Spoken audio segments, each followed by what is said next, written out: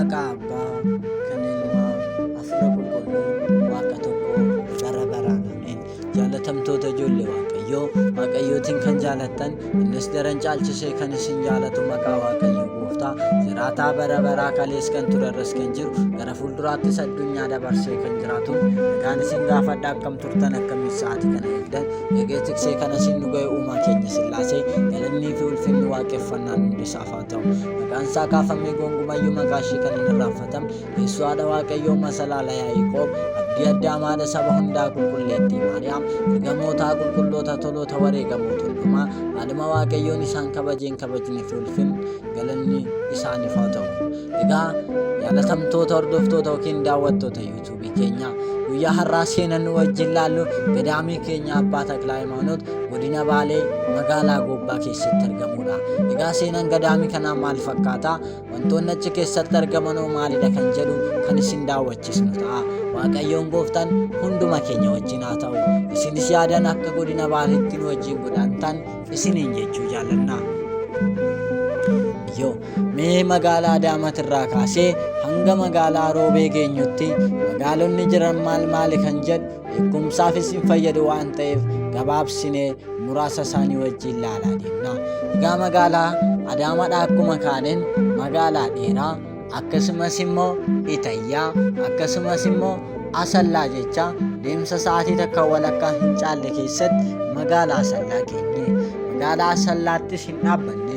Deemsi keenya akkasumaan itti fufee magaalaa xiqqoo Saguree jedhamtu, akkasumas immoo Boqqojjii, Asaasaa, Dodolaa, Adaabbaa magaalota kanneen keessa qaxxaamurree, akkasumas immoo Holqa yookiin Waashaa Sabsibee jedhamuun iddoo beekamu keessa darbuudhaan iddoo seena qabeetti seenaa ajaa'ibaa kan qabdu lafa Oromiyaa miidhagdu magaalaa Diinshoo geenye. Magaalaa Diinshoo jechuun godina Baalee keessatti kan argamtu yoo ta'e, iddoo paarkiin Diinshoo itti argamu, akkasumas paarkii gaarreen Baalee jedhamanii, akkasumas uumamtoonni hedduu kan keessatti argaman, iddoo seena qabeetti namoonni biyya keessaaf biyya alaan dhufanii seenaa itti daawwatanii deemanidha. Iddoo uummatni Waaqayyoo itti argamudha. Nutis yeroo naannawa san geenyetti uumamtoota Waaqayyoon uume achi isaan kaa'ee wantoota mimmiidhagoo bineensota maqaa isaanii beeknu kan hin beeknes fakkeenyaaf maqaa dha'uudhaaf kan akka jaldeessaa, kan akka borofaa, kaawwan isaanii maqaa isaanii wallaallus baay'ee isaanii daawwachaa imala keenya itti fufne. Magaalaa Diinshoo keessas immoo imala keenya gara magaalaa Roobeetti taasisne. Magaalaa Roobees erga geenyeen boodatti boqonnaa muraasa fudhannee, nutis immoo boqonnaa keenya booda ammas lafa deemsa keenya waan hin geenyeef magaalaa Roobeerraa deemsa daqiiqaa 20 konkolaataadhaan deemsa daqiiqaa 20 hin caalle irratti kan argamtu gara Goobbatti imala keenya taasisne. Goobbaa jechuun magaalaa Roobeetti aantee magaalaa hedduu guddoo fi beekamtuu yoo taatu, magaalaa Roobeerraa immoo baay'ee fageenya xiqqoo irratti kan argamtudha. Egaa yeroo achi geenyu nutillee warriin seenaa kana nu daawwachiisuuf nu wajjin deeman wajjin imala keenya boota konkolaachisaan keenya magaalaa Goobbattitti nu buuserraa gara gadaamii abbaa keenya Taklaa Hayimaanootitti taasisne. Gara gadaamii abbaa keenya Taklaa Hayimaanootitti deemuudhaaf akkuma magaalaa Roobeerraa dhaynee Goobbatti buuneen gara harka mirga keenyatitti garagarree imala keenyatti fufne. Magaalaa dhuma Goobbaa keessatti deemsa daqiiqaa 10 hin caalle booda iddoo lafa yaannu ni geenye. Innis immoo gadaamii abbaa keenya Taklaa Hayimaanootidha. Egaa nutis akkuma kiristaana tokko Waaqa keenya uumaa keenya, fayyisaa keenya isa dinqii, isa uumamni isaa ajaa'ibaa galateeffannee, akkasumas mana kiristaanatiin immoo nageenyi siif haa ta'u jennee nagaa yookiin harka ishee fuunee imala keenya yookiin immoo gara daawwii keenyatti fufne. Egaa akkuma dhayneen buleessa keenya daaqonii tokko arganne isa wajjin qabanne, abbaan achitti argamanis inni akka seenaa nutti himuuf isa nuuf erganii isa wajjin imala keenyatti fufne. Jalqaba buleessi keenya kan inni nutti agarsiise holqawwan garagaraa, iddoowwan mimmiidhagaa fi dinqisiisadha. Egaa mana kiristaanii yookiin mana kiristaanaa kana keessatti kan argamu holqa 5tu jira. Egaa holqa 5 san keessaa inni tokko immoo abbaa torbaa jedhamuun beekama. Maaliif abbaa torbaa jedhame jennee gaafa gaafannu, holqi kun tokkicha ta'ee osoo jiru of keessatti holqa torba hammatee waan jiruufi jedhe. holqa amma isin daawwattan kana dabalatee fakkaattiin isaa kan akkanaa immoo 4 akka jiran walumaa galatti immoo holqi 5 akka jiran obboleessi keenya nuuf heeree ture. Egaa nuti sanga humna keenya muraasa isaatiin ni daawwanne. Egaa amma immoo osuma holqa daawwachaa jirru wanta ajaa'ibsiisaa uumama Waaqayyoo miidhagaa faaya addaa ta'e tokko arganne. Innis maalidha? Gadaamichuma keessatti dallawa isaa keessatti kan argamu fincaa'aa uumamaati. Fincaa'aan kun gaara gubbaarraa gadi fincaa'a. Hedduu namatti tola, hedduu nama hawwata. Kan nama ajaa'ibu iddoo fincaa'aa kanatti immoo akkasuma sabbata Waaqaa jennee isa nu beeknu yeroo roobni rooba Waaqayyoon waadaa Nohiif galeef samii irratti kan diriirfamu iddoo sanitti diriirfamee kan argamudha.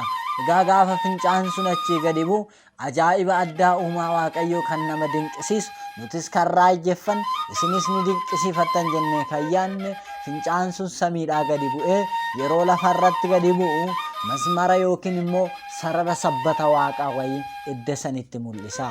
Dhuguma hojii Waaqayyoo akkamittiin ta'uu danda'e?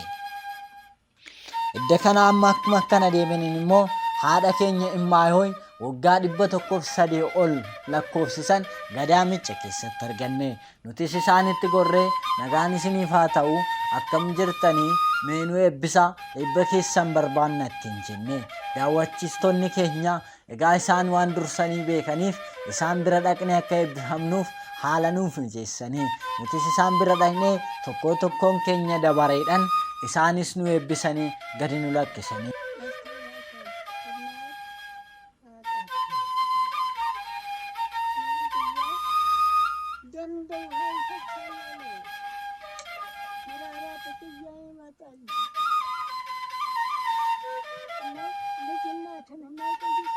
Egaa haaluma kanaan isaan nu eebbisanii seenaalee yookiin ta'ee amma ta'aa jiru kana nutti himanii dhaamsa tokko nuuf dhaamanii.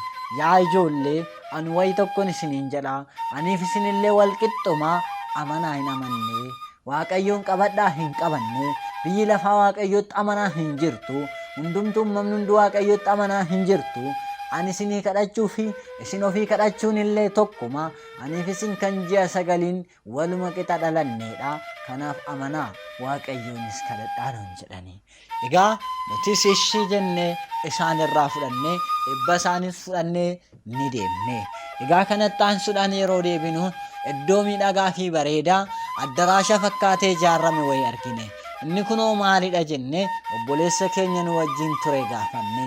Egaa innis maal nuun jedhe iddoon kuni abboonni as keessatti argaman hundumti isaaniiyyuu galgala keessaa sa'aatii 11 yoo ta'u yookiin sa'aatii sarkii jennee nu itti waamnu galgala sa'aatii 11tti yeroo iddoo kadhannaatti godhanidha. Abboonni hundumtuu iddoo kanatti bahanii kitaaboleen garagaraas yeroo adda addaa guyyaa ayyaanotaas ni dubbifama. Yeroo sarkiis immoo kadhannaan addaa faarfannaan daawwitiis wantoonni hundumtuyyuu galanni maaramis lafatti dubbisamuudha jedhee nuuf tarreessee ture. Nutis isa laallee bira darbine. Bakka galdiin adda addaa sirbifamuudha jechuudha. Kanarratti sa'aatii 11 warreen as keessa gadaanii takliyee kana keessatti argaman kadhannaa itti eeggeessan jechuudha. Warreen as keessatti argaman jechuudha. Sa'aatii 11 irratti kadhannaa kan itti eeggeessan jechuudha. Kanarratti immoo guyyaa ayyaanotaa kan waan sa'aatii irratti salaatii bootaa itti dhaabbatan jechuudha. Kanneen kan fakkaata galatooma. Atis galatoomii iddoo kanatti abboonni as keessatti argaman hundumtuu dhufanii yeroo akka sa'aatii 11 ta'u yeroo iddoo kadhannaatti godhanidha jechuudha iddoon kun.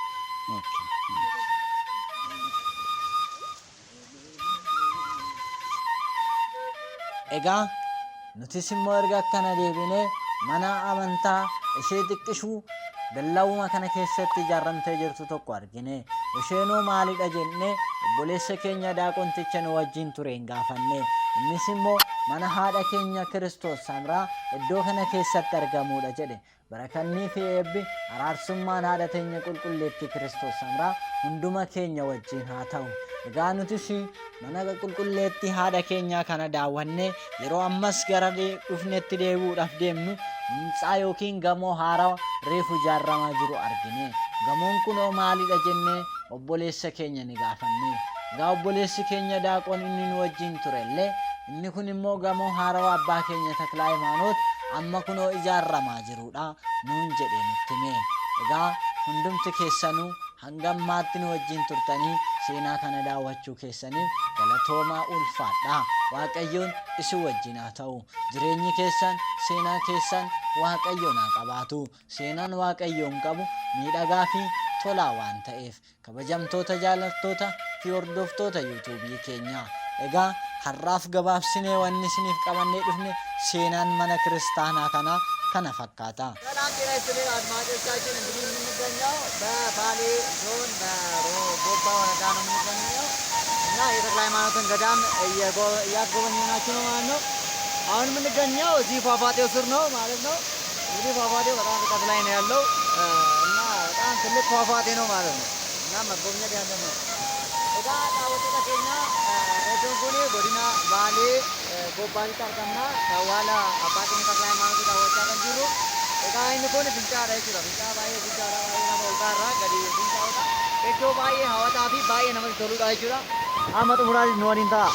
Maarree daawwattoota keenya yeroo dhiyoo keessatti gadaamii kanatti deebi'uudhaan abboota keenya wajjin ta'uun seenaa gadaamichaa kana caalaa bifa waraabbiinsaas qulqullina qabuun seenaasaas qulqullina qabuun akka isiniif dhiyeessinu yoo Waaqayyoon jedhe gamanumaan waadaa gallaa.